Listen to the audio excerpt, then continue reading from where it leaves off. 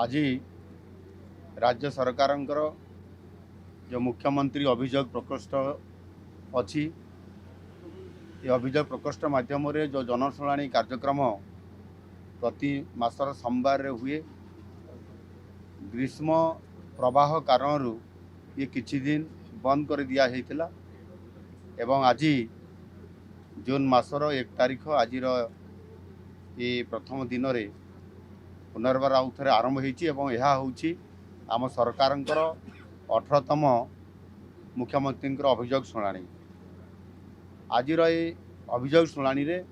राज्य सरकार सर्वाधिक 14 जन मंत्री ये उपस्थित थिले आमर उपमुख्यमंत्री गणकवर्धन सिंहदेव समेत एवं जो पंजीकृत होता जेहेतु ये ग्रीष्म प्रवाह एवं भी अच्छी से दृष्टिकोण आमर जो 1000 संख्यार पंजीकृत हुए ताकू टिके कम करी 500 पंजीकृत करिवार व्यवस्था खरा दिन कारण रखाई एवं एथिरे उभय ऑफलाइन एवं ऑनलाइन रे मध्य एथिरे पंजीकृत कराइतला 600 ऊर्ध्व अभियोग पत्र आज अभियोग शुणाणी रे ग्रहण करा जाइछि। एहा पूर्वरु जो 17टी अभियोग प्रकोष्ठ अभियोग शुणाणी करा जाइथिला जो 17टी पाड़ी रे 14,651 टी अभियोग ये ग्रहण करा जाइथिला एवं ता भीतर 14,040 अर्थात 96% ये अभियोग समाधान मध्य ये करा जाई पारिछि। गत 2 वर्ष मध्य प्रत्येक मास सोमवार जिला स्तर रे मध्य अभियोग शुणाणी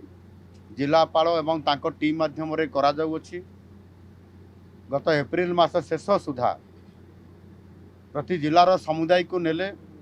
ओडिशा रे 2,39,933 टी अभियोग तार अभियोग ग्रहण करा जाइतिला प्रशासनिक अधिकारी स्तर रे एवं ता भितरु 2,21,240 अर्थात 92% ये अभियोग आलोचना करी ताहार सही दिन एवं तार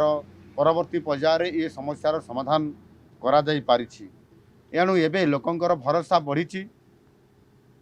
सरकारी स्तर रे मध्य एवं अनेक अंशरे आमर माननीय मंत्री माने मध्य विभिन्न जिला गस्त करिबा परिप्रेक्षी रे से जिले में मध्य किछि अभियोग पत्र ग्रहण करि थांती साधारण अभियोग गुड़िक ताहार मध्य विचार होउछि एवं ये धीरे धीरे लोकंकर समस्यार समाधान करिया पई जेतु सरकार निजे आगे आसुछंती और से दृष्टिकोण निश्चित भाव में त्वरित समाधान केमती हेई पारिबो यथा समय केमती हेई पारिबो सेति पई सरकार सबुबले सजग रहिकरी लोकंको न्याय देबा पई लोकंकर समस्या समाधान करिया पई आगे आसी थांती। आज 13 जन रोगी को तांको समस्यार शुणाणी आमे करिछु तत्कालीन प्राय एथिरे 13 जन रोगी को 3,60,000 टंकार चिकित्सा सहायता मध्य एथिरे विभिन्न रोगर निराकरण पाई आमे आर्थिक सहायता प्रदान करा जाइछि एथिरे एवं गोटे दुर्घटना जनित मृत्यु होता नयागढ़ जिले में कामाक्षी साहू से तांकर जेहेतु ये दुर्घटना जनित मृत्यु थिला तांको सहायता तत्कालीन दिया जाई पारि नथिला सेते बेले एवं दृष्टि आकर्षण हैला परे तांको आज एठी दरखास्त आसिला परे